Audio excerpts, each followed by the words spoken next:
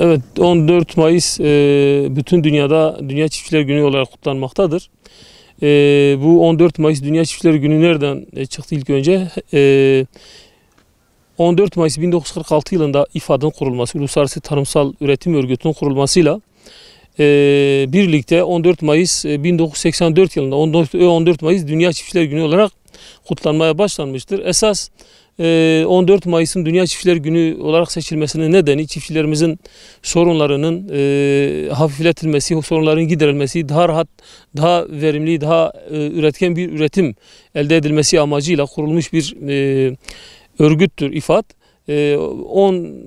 Bu vesileyle İFAD'ın 14 Mayıs kuruluş yıl dönümü Dünya Çiftçiler Örgütü olarak kurulmuştur. Tabii günümüzde dünyada bütün insanlığı besleyen, insanların temel gıdasını et, sütü, işte buğdayı üreten çiftçilerimiz dünyadaki bütün nüfusu tarladan sofraya kadar beslemektedir.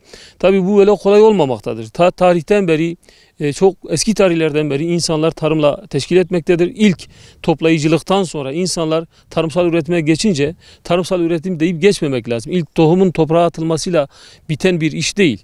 Bu doğa şartlarıyla yapılan bir alışveriş, bir mücadele sonucunda büyük emekler, büyük cefekarlar sonucunda elde edilen ürünlerin ta dünyamızdaki insanların beslenmesine kadar güvenli bir gıda üretimini yapan çiftçilerdir. Yani buna böyle bir bakmak lazım. Tabii bizim bugün dünya genelindeki bütün tarımsal üretim yapan çiftçilerimizin bayağı bir ciddi sorunları vardır. Özellikle üretimde, tarımsal üretimin çok pahalı olması nedeniyle, girdilerin pahalı olması nedeniyle çiftçilerimiz üretim yapmakta zorlanıyor.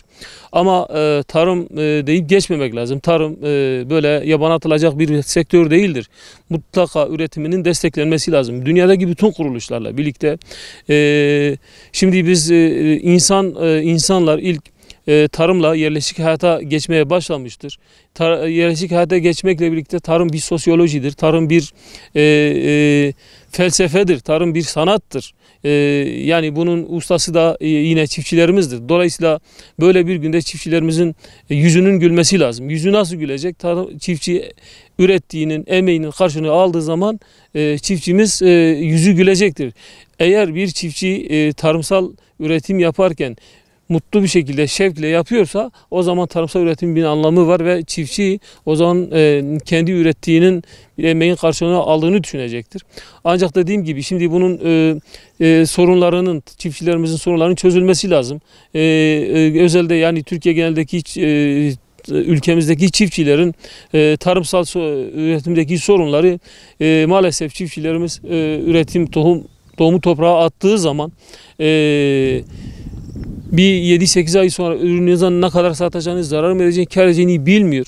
İşte bunun önüne geçilmesi lazım. Bunun önüne geçilmesi için planlı ve sözleşmeli tarıma geçmesi lazım. Bunu sağlanabilmesi için yetkililerin, bakanlığın ne yapması lazım? STK'ları güçlendirmesi lazım. STK'ların çiftçi örgütlülüğünün güçlü olması lazım ki çiftçi ürettiğini pazara götürebilsin. Çiftçi tohumunu toprağa attığı gün 8 ay sonra 5 aşağı 5 yukarı neye sattığını bilmesi lazım. Bu bir muhasebe işidir. Bu bir dediğim gibi sosyolojik bir, kültürel bir iştir.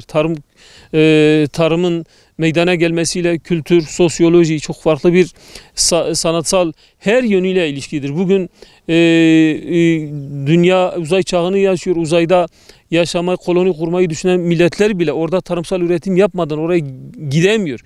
Tarım bu kadar önemlidir. Biz bugün savaşlarda görüyoruz, işte pandemilerde görüyoruz. Gerçekten tarım yegane önemli bir sektördür ve bu sektörde işin mutfağında olan, sanatkarı olan çiftçimizin büyük sorunları vardır. Bu sorunların mutlaka çözülmesi lazım. Dediğim gibi çiftçi ürettiği ürünü 5 ay sonra zararına değil, kaça satacağını, ne kadar kar edeceğini bilmesi lazım. Bunun da işte STK, işte Ziraat Odaları gibi, Ziraat Mühendisleri Odası gibi daha birçok tarım kredi kooperatifi gibi kuruluşların güçlendirilmesi, çiftçinin bunların üzerinde, tarımsal kooperatifler üzerinde örgütlenip ürünlerini aracıya, şuraya buraya daha ucuz bir pazar vermemesi lazım. İşte bu konuda Toprak Mahsulleri Ofisi önemli bir dengedir. Özellikle çok stratejik, bütün dünyada stratejik öneme sahip olan buğday için önemli bir dengedir. Piyasayı çiftçiyle tüccar arasında buğday pazarını ya da hububat pazarının dengelenmesi açısından önemli bir kuruluştur.